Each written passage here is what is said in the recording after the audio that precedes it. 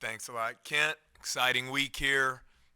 Probably start off by offering my congratulations to Coach Kelly, his staff, and the LSU football program on clinching the SEC West division. Quite an accomplishment. Been a lot of fun to watch. Really, what's one of the great coaching jobs in sports. So excited for them and really looking forward to the next opportunity for us to play on Thursday and keep getting better. Matt, the other night you talked a little bit about your 2 point field goal shooting. You kind of you okay with the three, but the twos are kind of you're only shooting I think 41.7%. What's been the problem in that area? I think it's twofold, Sheldon. First off, three-point efficiency's been very good. Three-point shot selection's been very good. But when you look at the 2 point percentage, it's poor, and it has to get better. I think the first game it was more shot selection issue. Too many contested mid-range shots, runners, floaters, high degree of difficulty shots. I think just in the second game we just failed to finish some plays. I thought we got the ball to the rim. We counted on our video, 12 opportunities, at the rim. Some of them were challenged or contested, but those are plays we have to finish. So I think you'll see improvement there as we move forward. There has to be. Yeah, hey coach, just a couple games in a row where KJ's gotten in some early foul trouble. How have you noticed anything consistent on those fouls, or how do you just clean that up and keep him on the floor? Earlier in games. Well, one of them, cardinal sin of basketball. With both games so far, we fouled a three-point shooter, which is unacceptable. We have to be better there. But some of it's been off dribble drives from the opponent. We've been a little bit out of position. So I have to do a better job of protecting him and keeping him out of foul trouble. Pleased with our defensive numbers. The field goal percentage defense is good. The three-point percentage defense is elite. Want to see improvement on the defensive glass. We've been average there. It has to be better. Coach, can you walk me through Adam Miller, like what, 36 minutes averaging a game? A guy coming off knee injury and you just thrust him into the fire, and he seems cool with it. Just kind of walk me through the philosophy of giving that much of a workload to a guy coming off an injury. Well, I think it's a great credit to him. We've talked about it. I have tremendous admiration for his comeback. Really difficult injury that he sustained a year ago. And I think a credit to the hard work that he's put in to be in the physical condition that he is.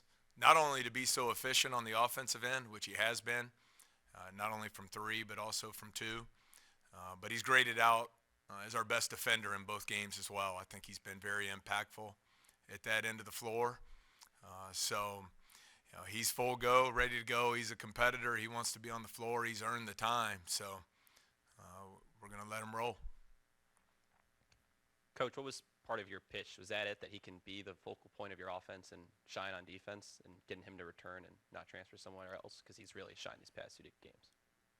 Well, I think we were able to build a relationship in the spring and really kind of show him the blueprint for what the opportunities would look like for him here at LSU. I think he loves LSU. He takes great pride in this university and this basketball program. And I think that's evident in his play. Not just the numbers, but the passion that he plays with, the energy and emotion that he plays with.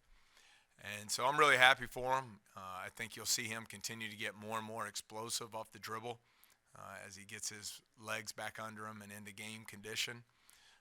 But he's been terrific through the first two outings, not only on the court but with his leadership as well. Hey, Coach, in terms of off-ball defense, how do you think your guys are holding up, communicating in the lanes and just kind of helping each other out? Yeah, I think it's been solid. I think it's something we'll have to continue to get better at.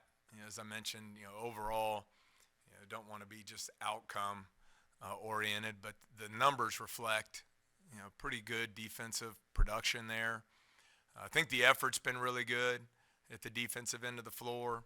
I still think there are times where, we have to develop the chemistry of our team to where you have five guys out there defending as one, and I think that'll just come with time. Hey, Coach. With KJ, within the offense, just what has it been like getting him in the flow and figuring out, obviously with the new personnel around him, just getting him easier shots, figuring out how he can be effective on offense? But I think like everything else, work in progress there. We've seen two different styles. Basically saw 40 minutes of zone in the first game and the majority man in the second game. He hit some huge threes for us and some big moments there in the second game. Would like to do a better job of establishing our inside-outside balance there, getting him some easier scoring opportunities in the post. I think you'll see that happen with improved execution. First play of the second half, we were able to come out. Ace set a great screen for him, and Wani hit him for an easy just catch and score layup there at the rim. We need some more of that for him. Piggyback on the question about the defense. Is that kind of what you saw in October, or they really kind of came on when games started? And is that the best part of your team right now, your defense? I think the numbers would reflect that. I think we had 47 points with like 6 minutes to go on our last outing. So we'll get better there on the offensive end of the floor. But I think the defense has been our strength so far. I don't think that's uncommon, especially, to me, Sheldon, when I watch the game, at times, we look like a group, collection of players that have never played together before. And so I think that'll, lead to some improvement on the offensive end as we finish plays better. I do think we've made improvement in our screening on the offensive end of the floor. But defensively, we're certainly ahead of our offense right now. Yeah, I guess, following up on that a little bit, just Justice Williams leading the second unit is kind of a on-ball kind of distributor, contributor. He looks really smooth out there in his second year. I mean, just what kind of strides has he made, and how much do you really want to, I guess, unlock maybe some of his offensive potential this year? Yeah, really talented player. 6'4", long arms, very skilled. Like all of our players, trying to establish their role on the team, their consistency from day to day. But I think he has the tools. I thought he played really well against Kansas City in the opener. Wasn't as effective on the defensive end on Saturday night, but he's a player we're very excited about. I know we're 2 games into this thing, but like with you coming into the program, all the work you've had to do to fulfill a roster, is the transition into the program going as expected, easier, harder? Just kind of what's your assessment? As I said, we're 2 games in, I realize, but just give me your early assessment. It's a good question. I really haven't looked at it from that point of view, just kind of where we're at. I think it's like anything, perspective. Through 2 games, we've led over 78 minutes of the 80 that we've played, but we haven't dominated the game in the fashion that I know we would like to. And I think a lot of that comes from just the consistency of play. As far as the work ethic and buy-in and the things that have to be the foundation of your program, I'm pleased with where we're at now. I still think there's a lot of room for growth there. But again, I'm not going to say this every day. Everyone knows we're a collection of new players trying to come together and form a team, and we're not there yet. And we have a long way to go, and I think that'll be, really at the end of the day, more so than strategies and schemes, will determine what kind of season we can have, and the chemistry we were able to build in the locker room, the trust within the locker room, player to player, player to coach, and so forth. So we have to continue to be very intentional in trying to improve in those areas.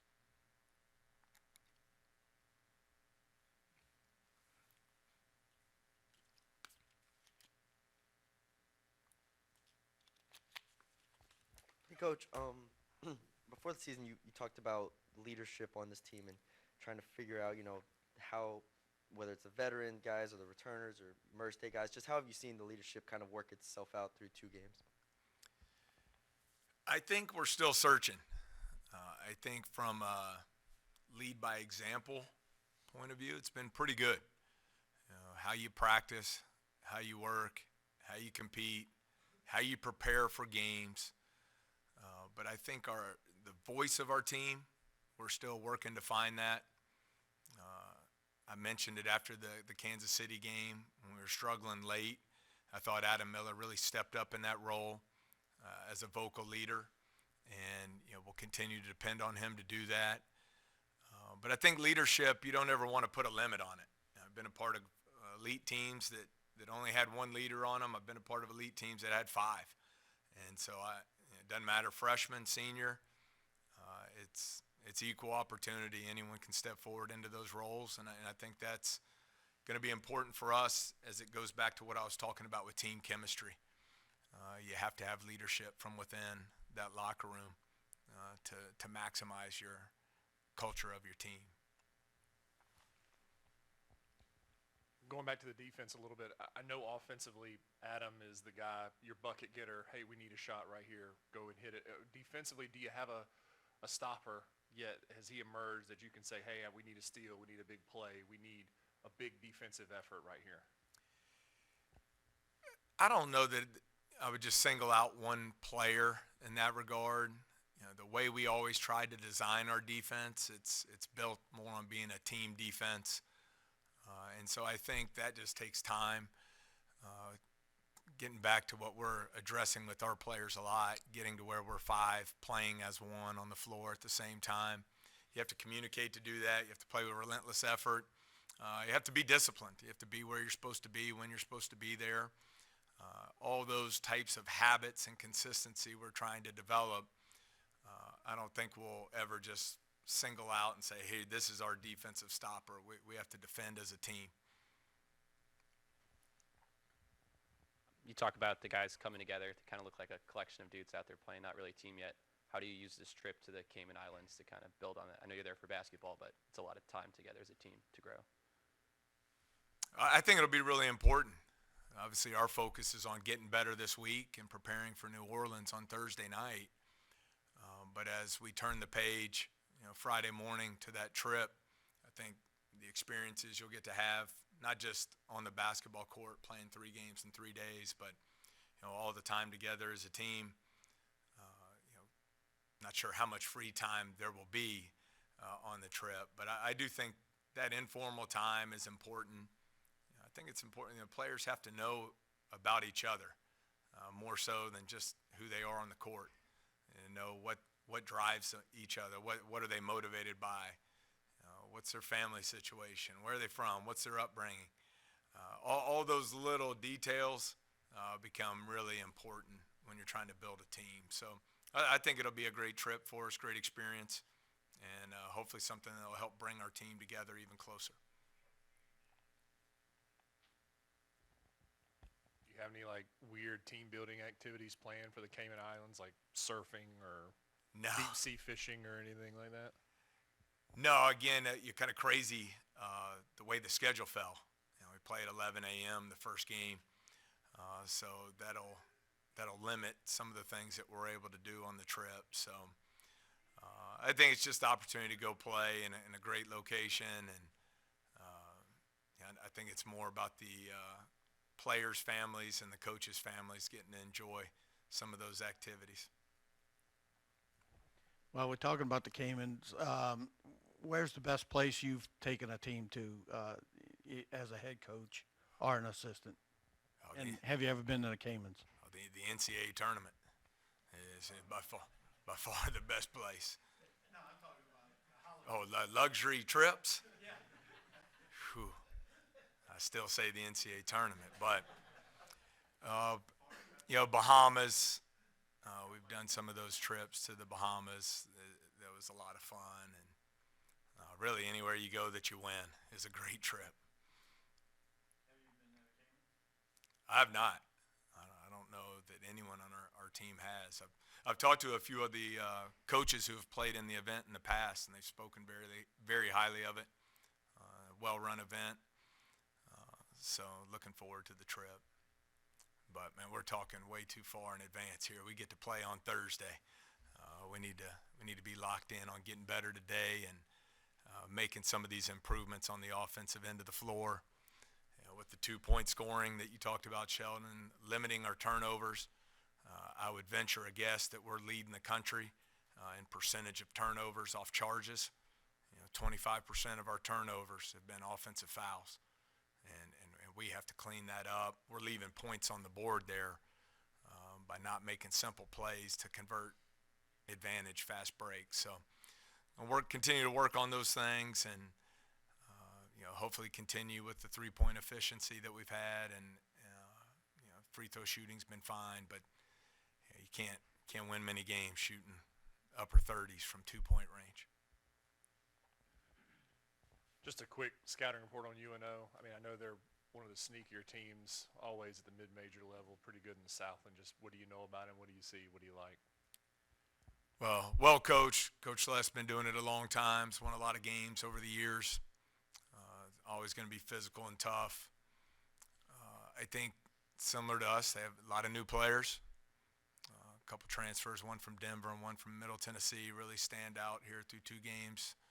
Jackson and Johnson, one's elite scorer, can really shoot it beyond NBA 3 range. Jackson then in the post, 6'8", 260, really physical. Have a good high-low game. Run a lot of different offensive actions, which will be really good for us to see how our principles on the defensive end are improving, hopefully.